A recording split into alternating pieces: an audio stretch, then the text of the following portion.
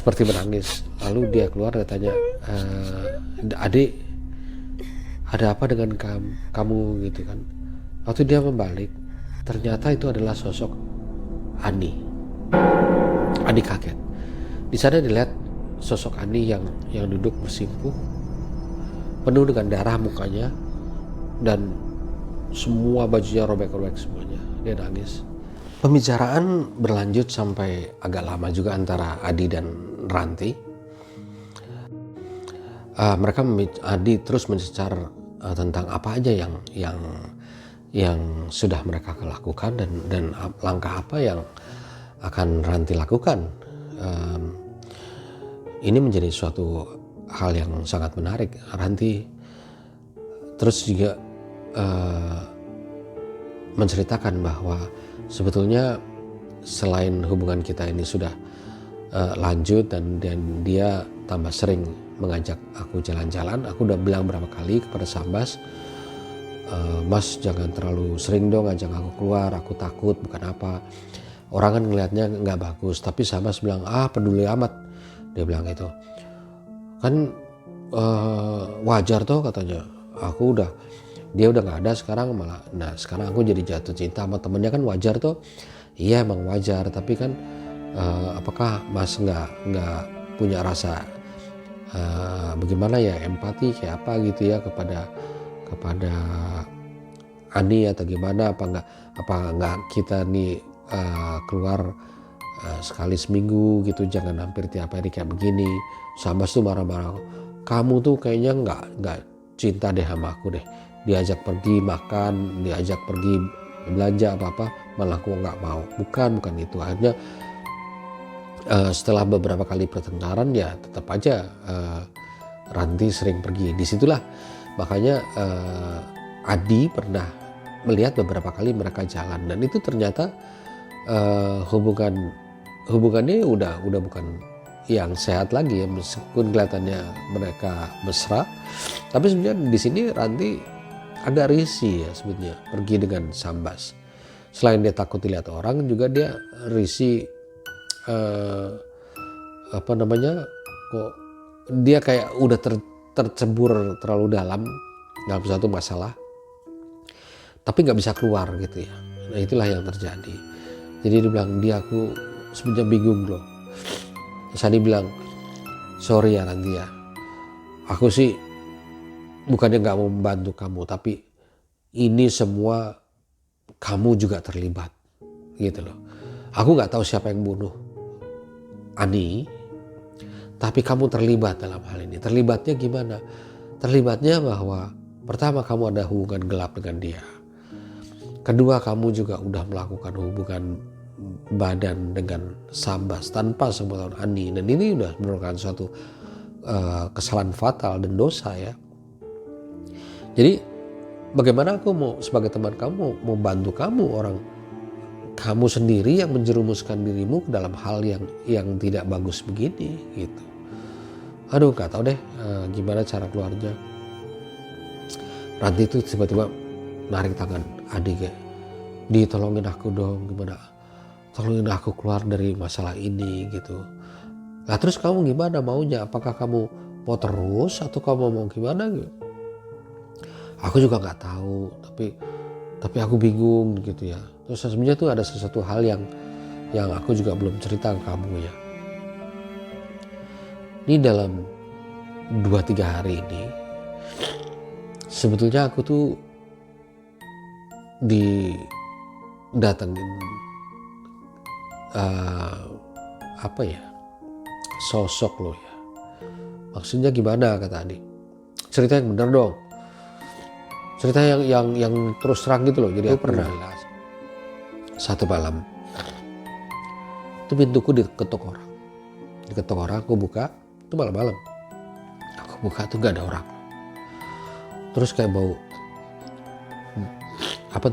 benyanda atau apa gitu ya. Nah, puncaknya baru kemarin ini nih. Kemarin malam nih. Itu aku mau mandi. Kamar mandi sini, aku mandi. Itu Aduh, serem deh. Di depan kamar mandi itu ada sosok perempuan berdiri. Aku pikir ini dia ya. Karena gelap kan, agak sore gitu. Aku nyalain lampu, aku kaget. Di ujung depan kamar mandi itu sosoknya itu dari belakang aku bisa tahu itu sosok tubuhnya Ani. Rambutnya dilepas gitu. Waktu dia balik, aku kaget, hampir pingsan. Karena yang berdiri di sana itu adalah Ani. Berdarah semuanya. Bajunya compang-camping, persis baju yang dipakai waktu ditemukan di bawah jurang itu. Ini kejadian benar. Aku sadar kok, lagi itu aku lihat benar. Nah, terus gimana? Dia nunjuk ke aku. Kamu harus tanggung jawab. Itu aja yang dia bilang. Pada waktu itu aku udah lemes teh. Aku terduduk di lantai antara pingsan dan enggak, tapi aku udah kacau pikiranku. Sosok itu terus pergi, hilang aja cus gitu aja. Sampai aku datengin sama dia juga lagi itu ngebelet mau kencing, terus dia kaget lihat aku, dia bangunin aku, terus dia bawa aku ke kamar. Aku bukannya pucet banget katanya. Dia bilang, kamu kenapa dengan kamu, kata si dia. Terus aku ceritakan bahwa aku gak ceritain ketemuku sama si Adi itu datang, tapi supaya dia gak takut. Cuman aku ceritain aja bahwa aku kurang enak badan gitu aja. Akhirnya ditemenin sama dia malam hari itu juga. Terus aku habis mandi, terus sampai malam dia tidur di sini. Jadi aku sebenarnya terus terang aku tertekan dan aku takut sekali. Dia bilang, kamu mau nggak tidur malam ini di sini? Dia bilang, tidur di mana? Ya kamu tidur depan aja gak apa-apa. Aku tidur di kamar, kamu tidur depan. Ya kan gak enak nanti kalau suami Sambas datang gimana? Dia gak akan datang. Malam ini dia udah bilang bahwa dia mau pergi keluar kota. Mungkin baru besok.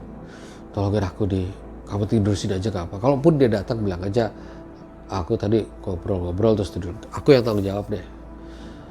Aduh gimana ya, dia bilang. Ya udah deh, gini aja. Supaya enaknya, aku mau ke dia sekarang. Aku mau suruh dia temenin aku tidur di sini. Aku nggak bisa tidur di sini. Selain gak enak sama mamanya Sambas datang tiba-tiba kan gak enak, gitu kan. Jadi itu aja. Ya akhirnya dia setuju. Dipanggillah dia. Terus dia bilang ya udah, alah lo manja aja lo, kata si dia gitu. Tidurlah mereka di sana. Adi pulang. Malam itu Adi merasa kacau pikirannya dan tapi dia juga merasakan hampir menuju kepada suatu titik terang. Jangan-jangan dia ada hubungannya dengan Sambas. Tapi bagaimana cara membuktikan bahwa memang Sambas lah yang melakukan, bukan siapa-siapa. Selang beberapa waktu, kira-kira 1 minggu kemudian, itu dia dapat panggilan dari kantor polisi. Dan waktu dia datang ke kantor polisi, si kepala reserse di kantor polisi itu bilang begini, kami sesudah melakukan otopsi, dokter itu mempunyai sebuah bukti yang cukup akurat sebetulnya, yaitu di sela-sela kukunya si jenazah Ani itu kan ditemukan serpihan-serpihan kayak sobekan-sobekan kecil, tapi sobekan kulit. Ya, kalau kita tuh garuk sesuatu gitu terus yang keras gitu, terus itu kan ada beberapa kulit yang nempel. Nah kulit-kulit itu dibersihkan dan dikumpulkan oleh dokter-dokter, dikirim ke laboratorium, diperiksa. Dan setelah diperiksa, hasilnya tuh baru datang kemarin. Hasil daripada serpihan itu adalah kulit manusia tipe jenis laki-laki. Kenapa kita memanggil Anda ke sini? Kita mau cocokkan apakah ini kulit Anda atau bukan. Oh iya kata tadi. Oh iya silakan aja kata tadi. Anda sanggup kata polisi. Oh iya gak jadi masalah bagi saya. Akhirnya dicocokkan lah DNA daripada serpihan kulit itu dan DNA daripada tubuhnya Adi. Polisi bilang hasil matchingnya baru kita dapati kira-kira 1 hari atau paling lama 2 hari. Setelah 2 hari ini nanti kita akan kabari lagi. Ya udah, Adi pulang. Terus kira-kira 2 hari kemudian hasil daripada laboratorium pemeriksaan matching kulit tadi keluar. Ternyata itu bukan kulitnya Adi. Dan memang betul, Adi udah tahu jelas. Mau diapain juga bukan dari dia. Dan lagi bukan dia yang bunuh kok.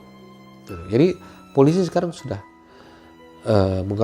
mengantongi suatu identitas, tetapi belum tahu siapa ini yang punya gitu. Cuman jelas bahwa memang gadis Adi ini dibunuh oleh seseorang, tapi polisi belum tahu siapakah pembunuhnya. Hanya sudah mulai ada sedikit kejelasan bahwa ada serpihan kulit yang tertinggal. Nah ini punya seseorang. Kemungkinan ini adalah pembunuhnya. Jadi kemungkinan apakah mereka dalam perkelahian kecil atau gimana, Adi sempat mencakar dan tertinggal kulit-kulitnya itu di kukunya si Adi ini. Oke, jadi Adi sudah lega bahwa itu bukan kulitnya dia dan polisi juga sudah lega itu bukan Adi. Jadi boleh dikatakan posisi Adi agak sedikit membaik. Polisi sudah tidak mencecar dia lagi. Nah, ketika 1 minggu 2 minggu setelah kejadian itu kembali Ranti telepon kepada Adi. Di, cepat datang ke sini, dia bilang gitu. Ada apa? Pokoknya cepat datang ke sini, ada sesuatu yang penting. Adi pun ke sana, ke tempat kosnya. Di tempat kosnya ditemukan Ranti itu agak sedikit mengenaskan keadaannya. Sebelah kiri mukanya itu seperti ada lebam biru tua, gitu, abu-abu ya. Saya tanya, kenapa kamu? Terus dia bilang, sini masuk, dia bilang gitu. Akhirnya dia masuk ke dalam. Terus sebentar ya, aku ganti baju. Kita keluar, aku mau bicara sama kamu gitu. Penting sekali. Sekarang, iya sekarang. Tunggu sebentar. Akhirnya Adi nunggu. Ranti masuk bergegas, dia keluar lagi. Ayo kita pergi dari sini. Secepatnya yuk. Ada apa sih? Udah pokoknya pergi. Dia pergilah. Antar aku ke tempat yang agak jauh dari sini. Secepatnya akhirnya mereka pergi. Adi memilih tempat jauh, yang tempat makan yang jauh, yang tidak terlalu dilihat sama orang, dan dia parkir di sana dan dia makan sambil minum teh atau kopi segala macam. Di sana dia minta Ranti cerita apa yang terjadi. Ranti cerita bahwa tadi malam Sambas pulang. Sambas itu ngamuk-ngamuk. Sambas ngamuk-ngamuk. Dan dia seperti kayak orang kesurupan. Ternyata Sambas juga didatangi oleh arwahnya si Adi. Arwahnya Adi ini menakut-nakuti dia. Jadi Sambas datang dan Sambas pingin tidur di rumahnya Ranti. Udah jelas Ranti menolak karena Ranti bilang, saya nggak mau orang lihat bahwa kamu sekarang tidur di rumah saya segala macam. Mendingan kamu nggak usah.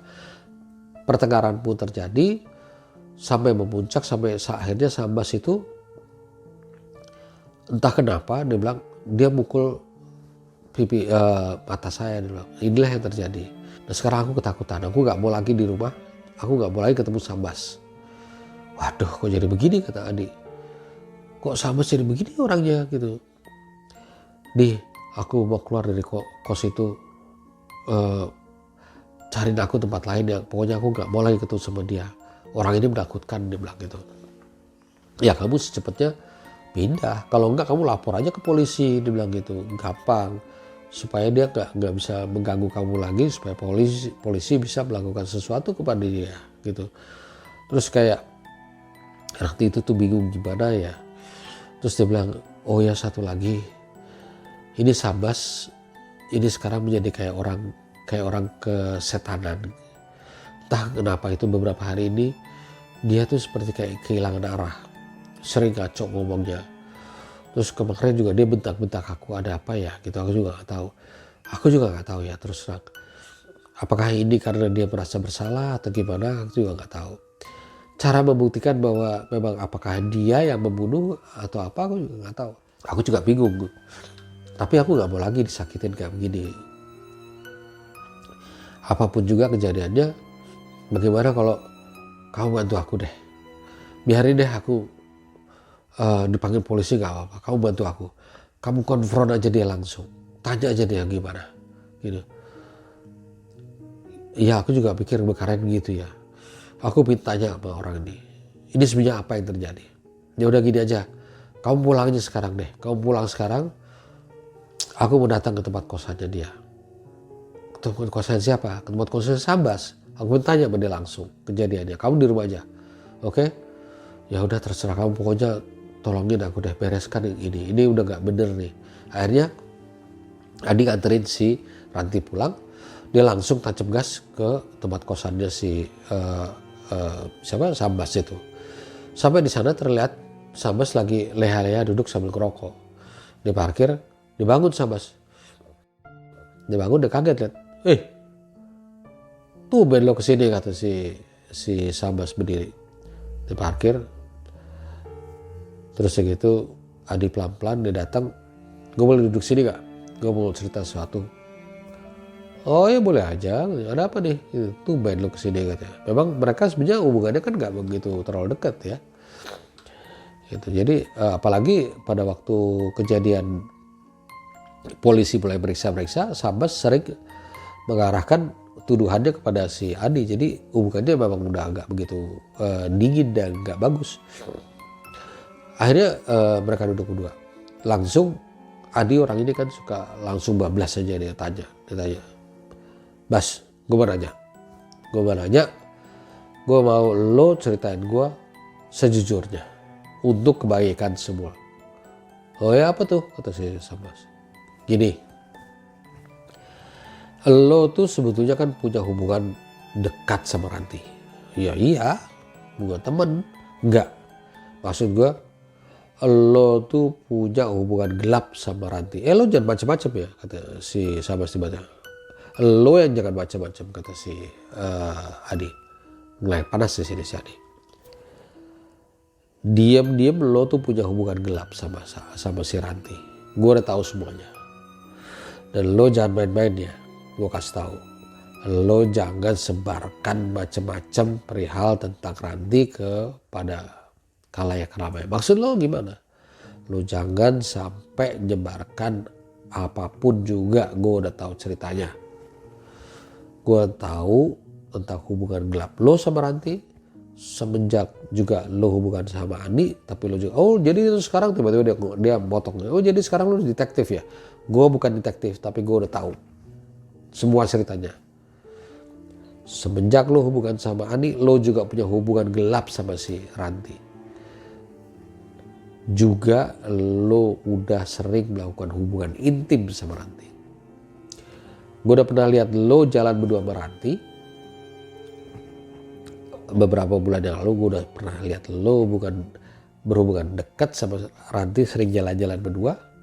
Kalau gue jadi cowoknya Andi yang baru aja meninggal, gak mungkin gue langsung pacaran sama orang. Langsung jalan-jalan, pasti ada sesuatu. Jadi setelah gue tahu lo punya hubungan sama Ranti, ada sesuatu yang gak beres sama lo. Nah, kematian Ani ini terus terang gue bilang ada sesuatu yang gak beres. Lo jangan macam-macam sama gue ya, kata si Sambas tiba-tiba dia berdiri dengan cak pinggang. Lo datang ke sini nuduh-nuduh orang yang enggak. Lo berarti nantangin gua untuk ribut. Si Adi pun berdiri. Gua gak nantangin lo. Gue cuma mau bilang sama lo jangan macem-macem sama Ranti. Apalagi kemarin lo mukul Ranti. Tahu dari mana lo? Gua tahu. Itu ada bekasnya di matanya dia, biru. Lo cowok macam apa lo mukul cewek kayak begitu? Kalau lo mau mukul cowok, mukul gua. Jangan mukul cewek. Itu temen gua juga tuh. Apalagi Adi temen gue juga. Iya lo kan dulu naksir sama dia. Tapi lo kan nggak dikasih hati sama dia. Gak jadi masalah. Adi gak jadi sama gue gak jadi masalah. Tapi gue mau lo stop kelakuan lo ke Ranti. Karena kalau enggak, lo gue laporin polisi. Oh ya laporin aja lo polisi. Gak jadi masalah. Gue bukti apa? Gue mukul mukanya Ranti, kata si Sambas. Adi bilang, urusan lo, tapi jangan pegang Ranti, jangan lakukan kekasaran sedikit pun ke Ranti. Karena kalau sampai gue tahu ada sesuatu kekasaran kepada Ranti lagi, langsung gue lapor polisi dan lo akan diperiksa mati-matian sama polisi. Apalagi ada hubungannya dengan Adi. Lo pergi aja dari sini lo. Pergi aja dari sini sebelum gue bunuh lo. Oke, kata si Adi. Kita lihat nanti. Dia ke motornya, dia start. Rokok tuh diginin sama si Sambas. Ceter gitu. Kena punggungnya si Adi. Adi hanya cuma begitu aja. Langsung dia jalan ke motor. Dia nggak marah, dia nggak ngamuk, nggak apa. Dia jalan aja. Dia langsung ke rumah Ranti. Tapi sebelum dia ke rumah Ranti, dia stop di kantor polisi. Dia ceritakan semuanya, sedetail-detailnya kejadian itu. Terus begitu dia bilang begini sama polisi.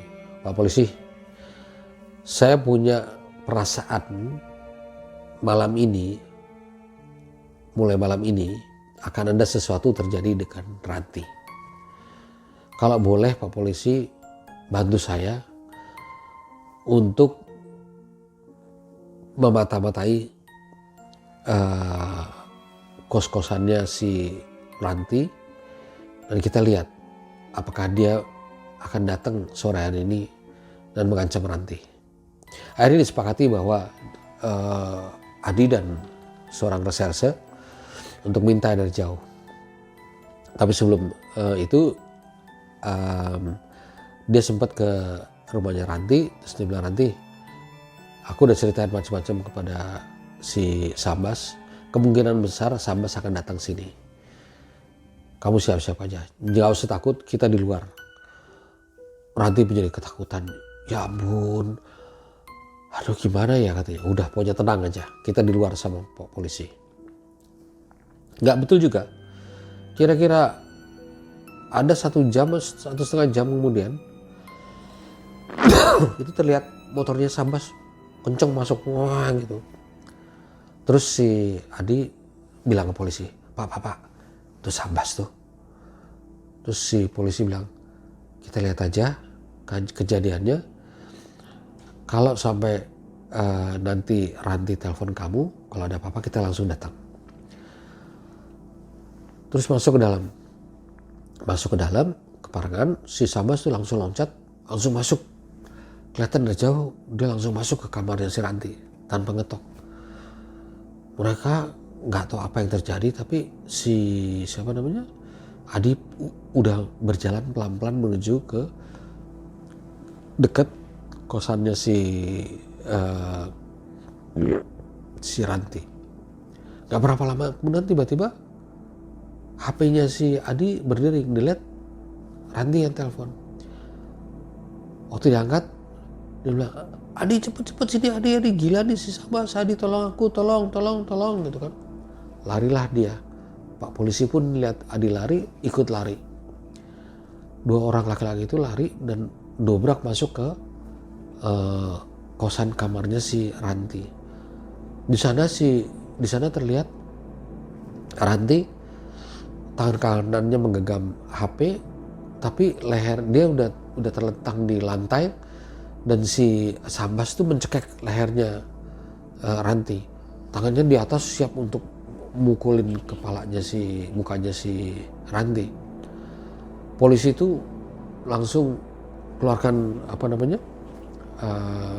lencana badge-nya kepolisian. Dia bilang, polisi stop, dia bilang.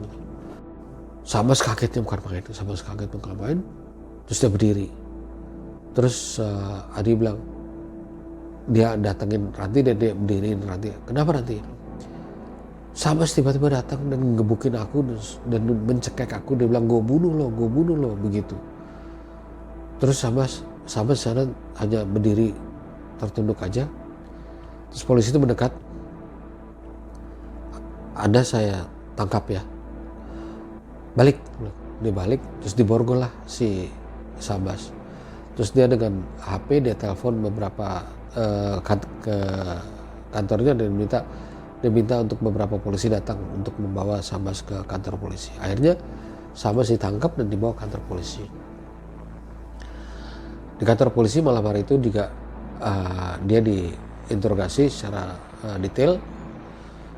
Begitu juga dengan Ranti juga ditanya secara detail oleh pihak kepolisian. Jadi Ranti ditanya di sana, Sambas tanya di sini. Akhirnya sinkron terjadi sebuah pengakuan. Pertama, pengakuan daripada Sambas bahwa secara tidak sengaja ya dia cerita, karena pertanyaan-pertanyaan polisi itu menyudutkan dan membingungkan Sambas, yang akhirnya polisi tahu lah ya cara-cara gimana untuk menanyakan seseorang. Sambas cerita bahwa memang malam hari itu sore hari itu dia pergi sama Ani ke Jurang Tembelan. Dia bilang katanya dia pengen lihat Jurang Tembelan. Dan Ani sangat senang sekali. Ternyata Sambas bercerita bahwa ketika dia duduk di tepi jurang itu, dengan tiba-tiba dia mencekek lehernya si Ani. Karena Sambas sebenarnya udah kalut. Kalut bagaimana caranya membereskan situasi yang sedang berkelanjutan ini. Salah satu cara adalah mengambil si Ani dan dia membuat seakan-akan Ani itu jatuh ke jurang, meninggal di sana. Oleh karena itu, setelah Ani meninggal, dia bisa melakukan kelanjutan hubungan dia dengan si Ranti. Disitulah Sambas mengaku bahwa Ani dia cekek dan dia pukul sekali. Tetapi Ani sempat menggeraut mukanya, lehernya sebetulnya bukan mukanya. Makanya pada waktu Ani diangkat dan dari jurang dan segala macam itu, orang-orang juga tidak curiga kepada Sambas karena ternyata goresan yang dicakar oleh Ani itu terletak di sini. Jadi kalau dia tutupin dengan baju aja nggak kelihatan goresan, tapi kalau dia buka di sini memang ada goresan 3 kuku yang red gitu. Nah, terus begitu dibuatlah suatu pemeriksaan DNA lagi dari tubuhnya si Sambas dan kembali dicocokkan dengan hasil lab daripada kuku itu. Keesokan harinya tuh ditemukan bahwa kulit serpihan dari tangannya si Ani itu cocok dengan DNA-nya si Sambas ini. Jadi memang dia betul. Nah, disitulah Sambas dinyatakan bersalah dan ditahan atas pembunuhan Ani. Semua orang terkejut, satu kampus semua orang terkejut.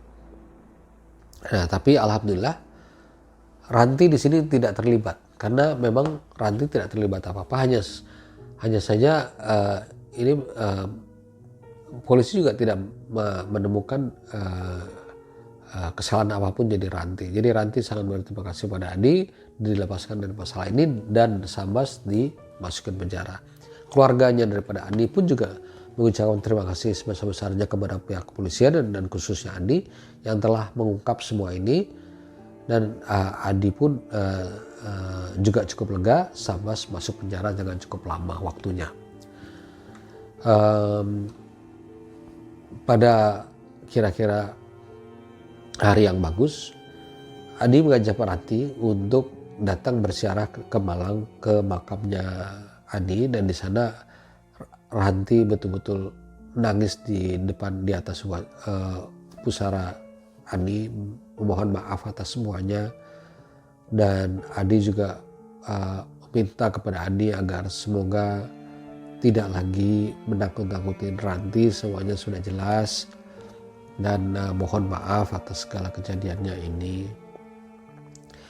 Setelah itu Ranti memang sudah tidak pernah lagi diganggu oleh sosok Adi, dan Adi juga merasa lega atas semua yang telah terungkap. Dan sekarang Adi sudah lega, dan dia dengar-dengar terakhir pindah ke luar kota, sudah nggak di Jogja lagi. Jadi itu adalah cerita daripada adik istri saya tentang sahabatnya Andi yang telah meninggal dibunuh di Jogja. Demikianlah. Terima kasih.